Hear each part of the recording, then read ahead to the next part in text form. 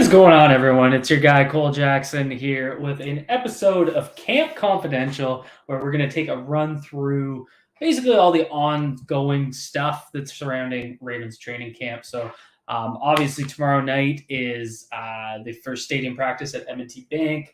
I know a lot of you will be going. I hope you guys all have fun, stay safe out there, safe commute in, and have a blast watching. But I kind of wanted to do a recap of the first week and kind of talk about some of the big headlines, some of the things that have been reported publicly, and then some of the things that I've learned just in private DMs with some people that are there that didn't quite make it out public. So I'm going to do one of these probably pretty much every week and just kind of do a recap, answer questions. If you guys have them, drop them in the chat and I'll pop them up and we'll run through them. So the way I'll do this is kind of go position group by position group and try and wrap up all the news. So obviously we'll start with the most important group. The most important man in a Baltimore Ravens uniform right now, and that's Lamar Jackson in the quarterback group. So obviously, no news of a contract right now. Really thought it was going to hit today. So I know a lot of you saw me tweet that. We're probably wondering why. There's a lot of people talking about how it was kind of weird around the facility this week. Specifically, you saw a lot of Steve Bisciotti, which is kind of, I don't want to say it's weird because like he owns the team, he's going to hang around, but apparently he was very present. And so kind of thought, Eric DeCosta's the GM. Would he be that involved in the negotiations or, part of closing the deal? But then when you think about it, Lamar Jackson's going to be signing the biggest contract in Baltimore Ravens history, the highest paid employee. I could see the owner being quite involved, actually. So I think that was one of the big things. You saw him and John Harbaugh watching Lamar's presser. Lamar's comments were very different this time around. Sounds like they're really focused on getting it done. His cutoff comment kind of got taken and ran with. Shocker, Lamar Jackson in the media taken and run with. What he was saying is there's a cutoff date where they'll basically stop negotiations for the time being and get ready for the season, which I think is fair because Lamar is negotiating his own contract. He doesn't want to be, getting ready for week one against the New York Jets and trying to do those negotiations. So that's what I kind of thought the cutoff point is. Question is, what is the cutoff point? I'd say probably around week 2, week 3. Once week 3 is wrapped up, I'd imagine he's going to be in week 1 mode, and we'll probably maybe see something at the bye week at the earliest. But again, because this is such a unique negotiation, given Lamar doesn't have an agent doing it on his own, anything's really possible. So, but then on Lamar Jackson's play performance this week, nothing but positives. And that's, you can pretty much I always find it funny. You can read, Jonas Schaefer, Jeff Zrebiak's tweets, and they're putting a glimmering review of Lamar Jackson. Then you turn on 105.7 and they're kind of crapping on him. They just seem to try and spin things, but even they're not being that negative towards Lamar. So I think that really speaks to how well he is playing. There was a nice episode that came out on the Baltimore Ravens publishes the winning drive piece, and they talked about how Lamar really focused on back shoulder throws, and you're seeing that in a lot of the clips and a lot of the commentary.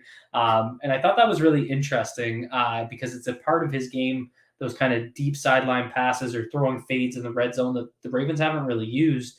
But Lamar's really good at kind of protecting the ball away from defenders in those areas. So it's something that they should be. So I think it's really good news to see that kind of stuff. It looks like they're trying to, I'm not going to get into the vault, but they're trying to add some layers to this offense. And Lamar is kind of coming out firing. He seems super prepared.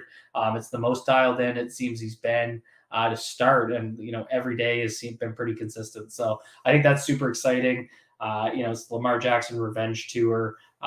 So it looks like it's in full force and Lamar's ready to go. And then obviously I do want to touch on it. Greg Roman had a presser today, and he had a bit of a weird comment, and I'll just kind of pull up. Ryan Mink tweeted it out. So he tweeted a direct quote and then a paraphrase, and it's kind of got Ravens Twitter stirring up. So he says, Greg Roman says Lamar Jackson is throwing the best I've ever seen him throw it, which does match what we're hearing. So I think that's objectively true. But then he paraphrased and says he could call the game different this year because of it. So these are tough. Like, is Greg Roman really going to get in front of the media week 1 of preseason talking about his QB1 going into his 5th year while he's negotiating an extension that the Ravens are motivated to get done, and kind of throw him under the bus and blame his throwing for his play calling. I don't know, but it definitely was a weirdly worded comment. It sounded like a backhanded compliment. But again, when you kind of think about some of the things that they're doing in terms of back shoulder throws, fades, more sideline passes. Is that what he meant by his comment? Or was he saying, I didn't trust Lamar to get out there and sling it, and that's why I was, pounding the rock so much? We'll see. But I did want to touch on it because that was obviously the big flurry of the afternoon on Ravens Twitter. But it was definitely a weirdly worded comment. And then Tyler Huntley sounds like he's just having his normal, consistent days. So that's really positive. And then running back group, obviously it's a bit of a weird setup with the running backs right now because we're trying to get JK and Gus back, but there was a very positive clip of J.K. Dobbins taking a ball, turning upfield, cutting on his knee that he injured, and he's out there running despite being on PUP. So and it didn't look like a brace or anything that would be limiting, and I think that's important because J.K. apparently had extra damage to his knee beyond the ACL, and that's very similar to what happened with Nick Boyle. And you saw Nick Boyle try and come back last year with the big brace on, and he was struggling with his mobility. So seeing JK ahead of that, I think is really positive. So, he's questionable for week 1. We'll kind of see what happens there. I think it's extremely possible, and it sounds like through some of the rumblings I've heard that I think they want to preserve J.K. Dobbins. So I think if they needed him, if it was a playoff game, he could play week 1. But I think they might consider giving him a few extra weeks, riding him on PUP, and kind of preserving him for down the stretch. It's an interesting approach because we saw Mark Ingram in 2019 get hurt at the end of the year after such a good season, and it really did hurt them in the playoffs because he just kind of broke down a little too early. And yeah, they have Gus Edwards and they have depth and all that, but you kind of want your number one guy. So if they're worried about, we don't want to take any risks, especially after last year, let's give them a little bit of extra time. They went out and got some guys that could come in here and run the ball for them. So that's kind of J.K. Dobbins. Gus Edwards Harbaugh said he was questionable for week 1 as well. Similar situation, but it does sound like Gus Edwards is further along in returning.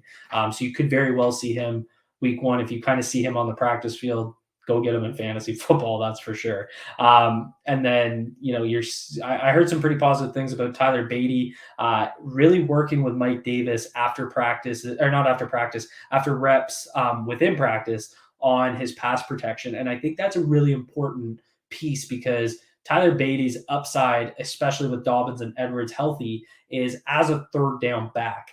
And one of the biggest pieces of that is going to be obviously catching the football, but also pass protection. And we know the Ravens prioritize that. We know it's something that can get you taken out of games.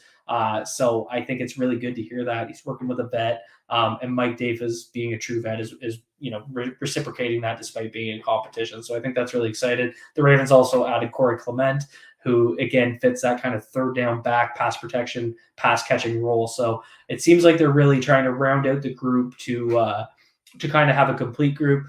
If I had to guess, you might see week 1 where they're just going to try and go a few weeks and pound the ball with Mike Davis, with some third down work from Corey Clement and Tyler Beatty. So it's going to be really interesting. Sounds a lot like last year, but hopefully they're better prepared given they had a full offseason with Mike Davis as their primary runner, unless, of course, we see Edwards and JK get back sooner.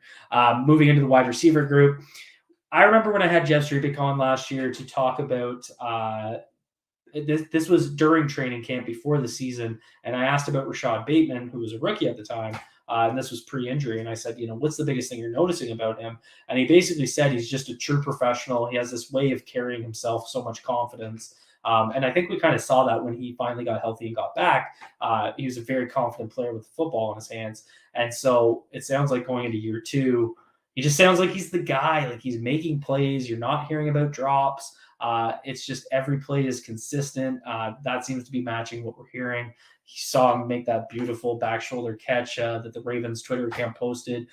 So very exciting there, obviously. And then you're hearing a lot of good flashes from both Devin Duvernay and James Prochet. Prochet and Bateman were named kind of the top offensive pass catchers today in today's Friday practice. Obviously, yesterday was Isaiah Likely, who we'll talk about here in a minute. And then I guess the big question is what's going on with the wide receiver 5 spot and some of the UDFAs. From what I've asked around, it sounds like Shamar Bridges is showing the most promise as the UDFAs go. I do think Slade Bolden is going to compete because I think he's going to carve himself out a role as a special teamer, and that's going to be something the Ravens consider with some of those tail end roster spots. But in terms of true receivers, it sounds like Shamar Bridges is kind of stealing that thunder, which is really interesting. And you could probably see 3 receivers, I bet, on practice squad this year. So if they want to keep Devin Williams and Shamar Bridges and Slade Bolden around, because, and I'm saying those 3 as not making the roster because I really, really think this wide receiver 5 spots job is Jalen Moore's. He made the buzz around OTAs. He's kind of doing it again, albeit really quietly. Specifically today, it was his connection with Tyler Huntley because he was playing with the second team. But he's also got some special teams ability. So I think he's sneaky. I don't think he's getting talked about enough, and that's why I want to mention him. So, as it looks right now, that wide receiver 5 spot could be Jalen Moore's, and you see probably 3 guys making their way onto the practice squad for the wide receiver picture. Moving into the tight ends, Charlie Kolar obviously is getting sports hernia surgeries out 6 to 8 weeks. It's kind of interesting. A lot of my commentary on him has been I didn't really see a role for him in 2022. I think they took him as a developmental wide tight end to play under Mark Andrews, but with a fully healthy group, I don't really see him. Isaiah Likely has a different skill set than Andrews and Boyle, and I see him as that kind of move tight end, the Hayden Hurst role from 2019. I don't see Kolar in that light. So I wonder if you see him on IR, maybe some of that phantom IR even after his recovery. But I think they're going to take it slow. His roster spot will be preserved on IR. And obviously the talk is Isaiah Likely making plays, making big splashes, just like he did at rookie camp, just like he did in OTAs. This kid's a baller. I think the Ravens got themselves a gem. Very similar to what I said about Bateman as a rookie. It sounds like Likely just has that professionalism about him. He's showing up every day, ready to work, and it's really standing out. And then he's obviously pairing that with making plays. And we all know the caveat. It's camp. These plays need to transfer over to games. I know it. You know it. We don't need to say it. All we can do is work off the information we have, which is the practice notes. So Isaiah Likely making waves. Mark Andrews came in today and apparently stole the show, beat Kyle Hamilton on a big play. We know Mark. He's going to absolutely dominate again. He's a top 3 tight end in the NFL, and that's the performance we're going to see from him. And then the guy I want to talk about is Nick Boyle because sounds like he's healthy. Sounds like he's working his way back. He had a couple of the dropsies issues. You're going to see some rust on him. But the most important thing is his mobility sounds like it's getting back to maybe not where it was before, but it's a heck of a lot better than it was last year, meaning we're going to probably have week 1, a healthy Nick Boyle, huge boost for the run game. And I'm really expecting that tight end group to be Andrews, Likely, and Boyle. And they're just going to go kind of back to the 2019 model with, a lot of 2 tight end sets. Within those 2 tight end sets, you're going to see Likely and Andrews being split out wide, looking like a wide receiver. But that's how they did it with Hurst and Andrews back in 2019. So I expect a similar approach. And then the offensive line, obviously the big first question is what's going on at left tackle. I know in OTAs you saw Morgan Moses taking first team left tackle reps. In camp this week, it was Juwan James, which was interesting because it's kind of tough. What do you want to do there with that spot? Do you want to move Moses over to left tackle? He has done it before for the Washington Commanders, but is that what their approach is? Or do you want to stick him at right tackle and just know that you have a solid starting caliber right tackle who's durable and he's probably going to play all 17 games? But then that means Juwan James. James is interesting because his best aspect of his game is his pass protection as a right tackle. He's been mostly a right tackle through his career. So they're going to move him to left tackle. Are you going to get into issues of switching his technique? He's also coming off injuries. He hurt. So it's going to be interesting how they manage that. I know a lot of people are asking, where's Patrick McCary in all of this? It sounds to me like Patrick McCary has been left at center to really push Tyler Linderbaum. I don't think Tyler Linderbaum is going to lose a starting spot. I don't see that happening. But Usually with a rookie, you don't want to just hand them the job and say, there you go. I think they want McCary to kind of stick at center for just right now, make Linderbaum earn it as much as possible, have a guy pushing him, and also have a guy that's going to be active on game days who can get in there and play center. McCary obviously needs to have more consistent snaps based on what we saw in the Buffalo playoff game in 2020. So a little bit of practice time there, but it does mean what are we doing with the left tackle situation? So still up in the air. Ronnie Stanley sounds like he's progressing. As far as I've been told, there's been no setbacks, obviously very positive. But until he's on the field, I know people aren't going to be quite comfortable with the whole situation. So we'll see if Morgan Moses kind of switches back over to playing left tackle or if they leave Juwan James there. As for the left guard battle, they kind of said today, Greg Roman said it's Ben Powers' job. I find that interesting because I just don't see a path to Ben Powers on the final 53 unless there's injuries to Tyree Phillips and Ben Cleveland. We'll get to Cleveland here in a second. But I think that what they're doing right now is they're trying to boost Ben Powers' trade value. They're going to try and display him as much as possible, say he's our starter, get him out there in preseason games, and then they'll probably try and flip him like we've seen in the past. Ben Bredesen, Jermaine Illuminor. They traded Alex Lewis, I think, in the middle of camp. I have to double check that, but I think we've seen this before with flipping offensive linemen during training camp. And then Tyree Phillips was on the second unit. And obviously, Ben Cleveland has not been able to pass the conditioning test. Ben Cleveland got married 2 weeks ago, I think it was. I'm wondering if that was kind of the focus of his through June and July, and he's just not ready to get out there and finish that test. But until he does, it's not good news because you're not going to be able to compete for a position if you can't get yourself on the practice field. And last year, he wasn't able to practice in training camp because he got hurt. This year, he can't pass the conditioning test. It just sounds like one of those things where it's like, this guy can't get on the field for me to evaluate him. So I thought he played solid when he got in games last year, but we all know how coaches are with trust. If they can't trust you to be healthy or be in good enough condition to pass a test so that you can actually practice, how are you going to win that starting spot? So we'll see how that evolves here moving forward. Step one is pass that damn conditioning test. At center, heard nothing but great things about Tyler Linderbaum. It sounds like he's just a true professional. He stepped in there. He's working well with Lamar Jackson. He's communicating with his offensive lineman. He's listening when guys are talking to him. It sounds like him and Kevin Zeitler are already building a bit of a connection.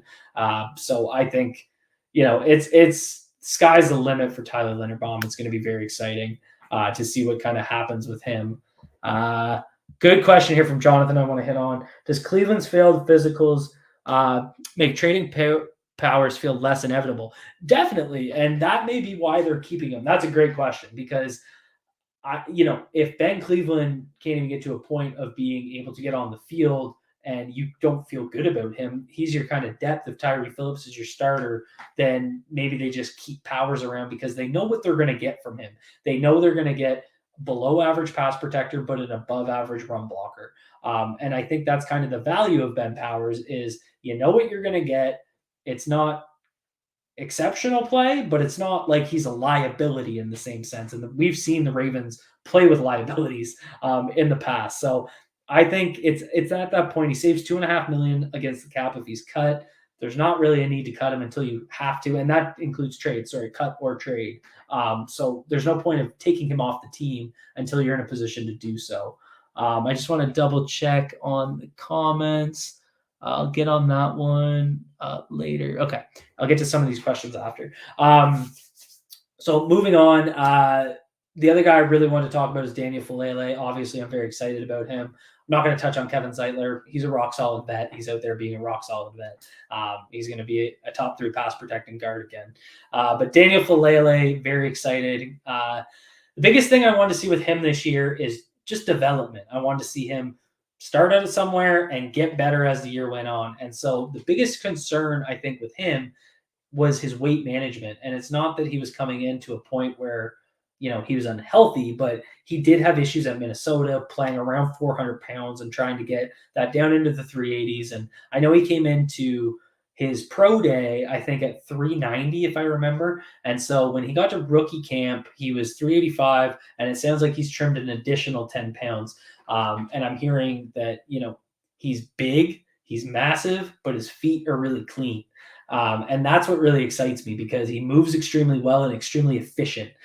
So hearing that he's taking the weight management seriously, he's coming in prepared. He had no issues with the conditioning test. I know a lot of people keep saying that about Ben Cleveland. Well, he's so huge, and he's got to get down 25 yards and touch the line and get back.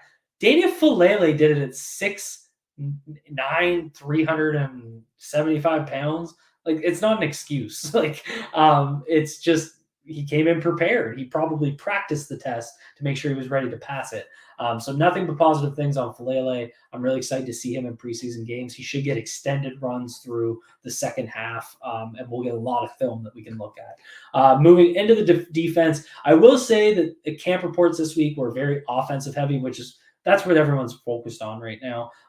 The defense seems to have so many guys returning from injury that they're not really too focused on them, and that kind of, I thought, was evident in the camp reports. You didn't hear a lot about the defensive line, so I had to dig around. And I think one of the exciting things is seeing Michael Pierce, who missed OTAs, including mandatory OTAs. You saw him back. He looks healthy, passed his conditioning test. He's ready to go. I think him and Travis Jones are going to make a really fun interior rotation. Travis Jones obviously got really rave reviews during rookie mini camp. Very similar. Sounds like a pro's pro, ready to play. I think you're going to see those two play. When I watched Minnesota this year, watching Michael Pierce, I noticed he played a lot of first and second downs, and then they bring in a pass rusher, a different defensive tackle that would align sometimes as a one tech, but over to the two tech. And I think that's what you might see with Travis Jones' role this year.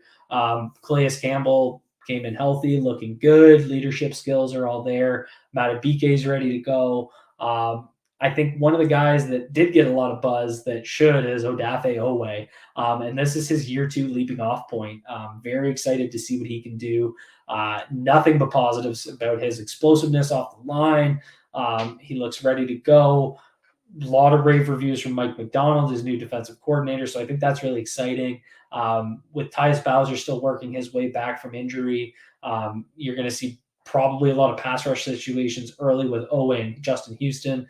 Always going to be leaned on to get the pass rush going, and it's going to be exciting. So hearing that from him was really good. And then also hearing about his relationship with Justin Houston, I think is exciting, seeing that continue to develop.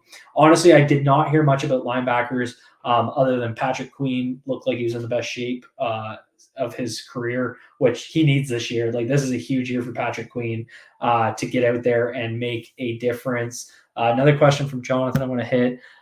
Dee Ford was recently released from the 49ers. I think there's interest. It's a good question.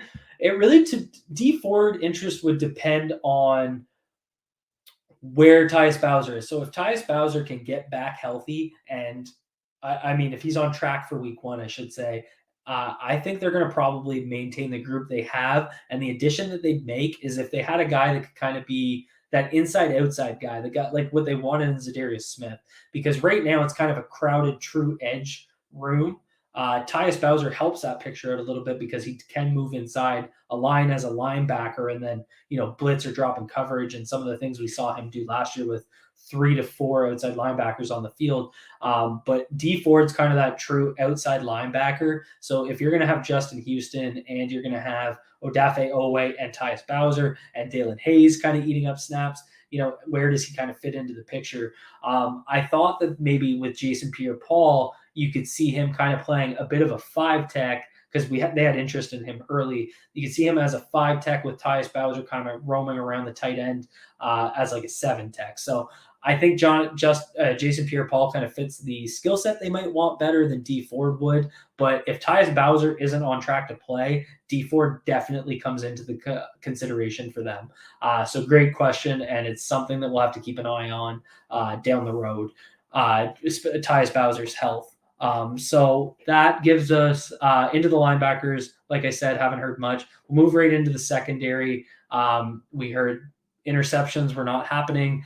We need Marcus Peters back to get healthy. But they did get their first interception today. Geno Stone and Tony Jefferson both picked one off. I think both were on Anthony Brown, if I remember correctly.